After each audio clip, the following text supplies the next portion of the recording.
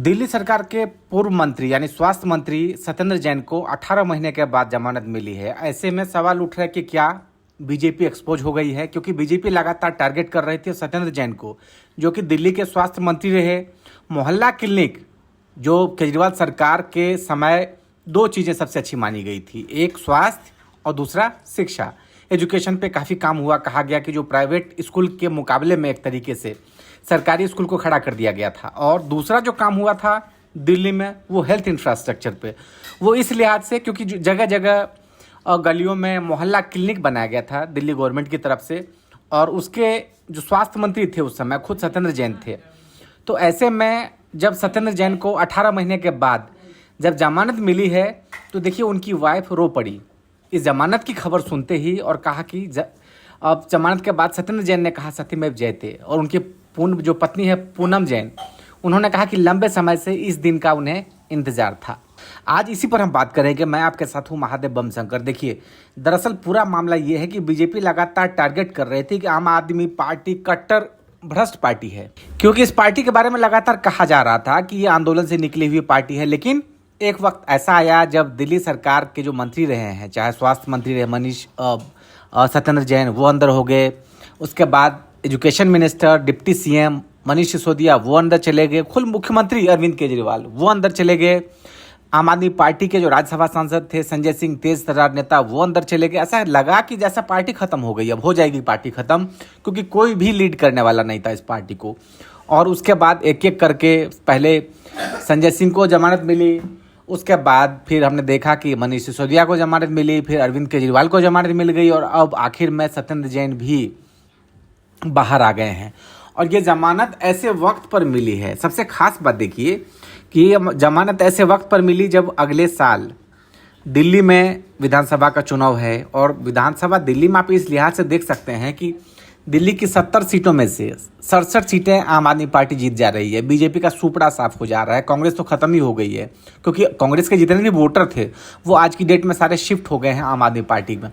तो ऐसे में जब सत्येंद्र जैन को जमानत मिली फ्राइडे को, तो उनको एक तो 18 महीने जेल में रहे वो, उनकी हालत ऐसी हो गई है कि ठीक से उठ नहीं पा रहे थे, चल नहीं पा रहे थे। उनकी मेडिकल कंडीशंस देख के आप समझ सकते हैं कि जिस वक्त वो मिनिस्टर थे उस समय की आप देखिए फोटो, उनकी वीडियो देखिए और अब का देखिए, तो क्या उनकी हालत हो गई है जेल के अंदर। दूसरा देखिए, सबसे बड़ी बात क्या हुआ इसमें, जमानत देते हुए कोर्ट ने कहा कि सत्येंद्र जैन का लंबी हिरासत से हवाला दिया। मनीष सिसोदिया के मामले में सर्वोच्च न्यायालय के फैसले का भी संदर्भ दिया कोर्ट ने, जिसमें मौलिक अधिकार के रूप में त्वरित सुनवाई के अधिकार पर जोर दिया। और आपको ये देखना पड़ेगा कि जब केजरीवाल को छोड़ा गया था, कोर्ट ने कहा था कि जब किसी को लंबे समय तक, असीमित समय तक आप जेल के अंदर नहीं रख सकते हैं। और बीजेपी जिस तरीके से टारगेट कर रही थी, अब सवाल ये उठ रहा है कि क्या बीजेपी एक्सपोज हो गई है।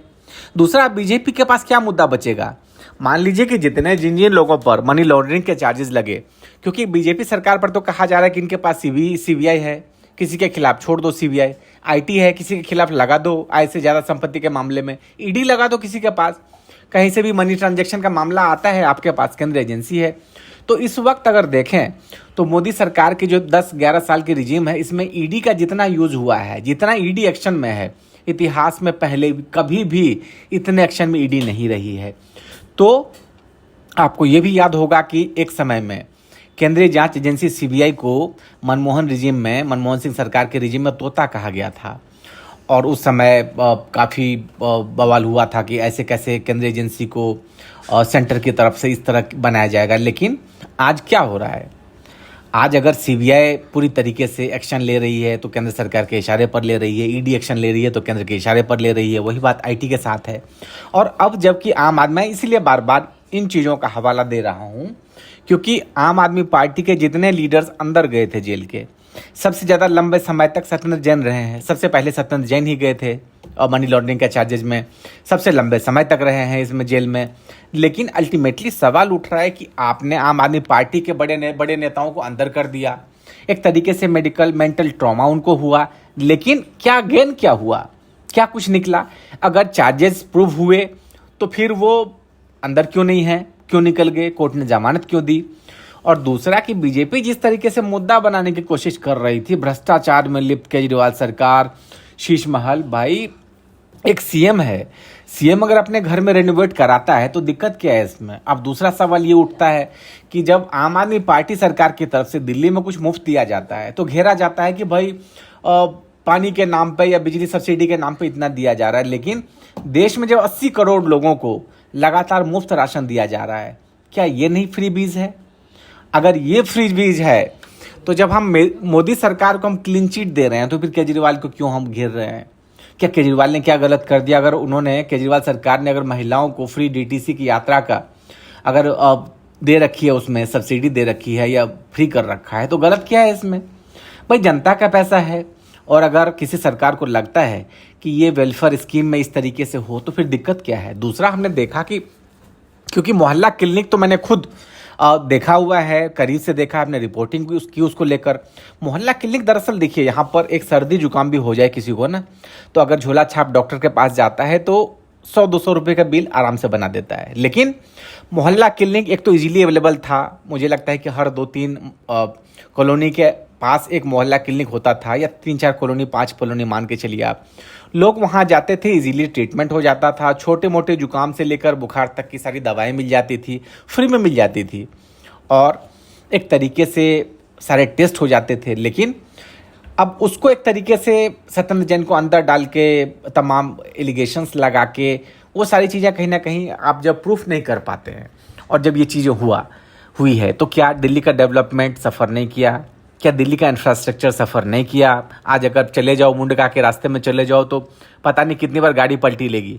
मैं खुद गया वहाँ, इतनी बुरी तरीके से फंसा था कि मैंने कहा कि मतलब इस रोड पे आना नहीं, वापस आऊँगा। और इनफैक्ट जब मैं यहाँ से गया था रोहतक तरफ, तो वापस मैं उस रास्ते से नहीं आया था, किसी और रास्ते से आया था।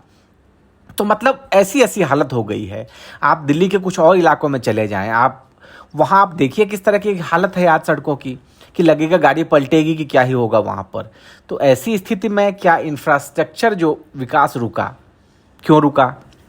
क्योंकि केजरीवाल लगातार घेर रहे हैं बीजेपी को लेकर कि बीजेपी ने एक तरीके से इस तरीके से दिल्ली के डेवलपमेंट में एक तरीके से रुकावट डालने की कोशिश की है। तो ये केजरीवाल का कहना है। तो यहाँ पर 2 सवाल उठ रहा है। एक ये कि क्या आगामी विधानसभा चुनाव से पहले बीजेपी अब किस मोर्चे पर आम आदमी पार्टी को घेरेगी, और दूसरा ये कि आम आदमी पार्टी के जब सारे लीडर सब आ गए हैं और अगर अपने जो भी डेवलपमेंट वर्क्स है या जो मिशन है उसमें अगर लग जाते हैं, अपनी जो जिन वादों के साथ, दावों के साथ आए हैं वो अगर करते हैं, तो फिर उनके पास गिनाने के लिए क्यों नहीं कुछ चीज़ें होंगी? तो ये 2 सवाल है। और ऐसे में अगर जब दिल्ली में हमने देखा, पीछे पंजाब में इतनी ज़बरदस्त जीत हुई आम आदमी पार्टी की, दूसरा हरियाणा में ये अलग बात है कि सभी सीटों पर आम आदमी पार्टी जीती, लेकिन उसका फ़ायदा तो कुछ हुआ नहीं, उल्टा कांग्रेस को हरवा दिया वहाँ, क्योंकि कांग्रेस जीत जाती वहाँ पर। लेकिन आम आदमी पार्टी ने जिस तरीके से वोट काटे, कुछ बागियों ने खेला किया, तो ये रहा। तो लेकिन सबसे बड़ा फैक्टर दिल्ली को लेकर है कि ये, क्योंकि अब अच्छी सीएम है, केजरीवाल इस्तीफा दे चुके हैं। इस्तीफा इसीलिए दिया क्योंकि सुप्रीम कोर्ट ने कहा था कि आप यहाँ पर कुछ कर नहीं सकते हैं, आप साइन नहीं कर सकते फाइल पर, आप किसी पर सैंक्शन नहीं कर सकते। तो ऐसे में अगर दिल्ली में कुछ डेवलपमेंट का काम होना था तो केजरीवाल को इस्तीफा देना ही था। आक्षी ने कहा है कि मैं एक तरीके से भारत की भूमिका में हूँ, आप लोग केजरीवाल को वोट दीजिए, और फिर केजरीवाल जब सत्ता में आएंगे तो उनके लिए, केजरीवाल को सत्ता कुर्सी पर बिठाने के लिए पूरी लड़ाई है। तब इसमें अब ये चीज़ है कि क्या केजरीवाल के नाम पे फिर से दिल्ली की जनता वोट करेगी, और दूसरा बीजेपी के लिए एक तरीके से बीजेपी की हवा नहीं निकल गई, क्योंकि जितने मिनिस्टर्स थे आम आदमी पार्टी के सब बाहर हो गए हैं। तो अब ये आपके ऊपर है, आप हमें कमेंट करके इसमें बताइए कि आप क्या सोचते हैं। और महादेव बम शंकर को दीजिए इजाज़त। बहुत शुक्रिया आप सभी का। महादेव बम शंकर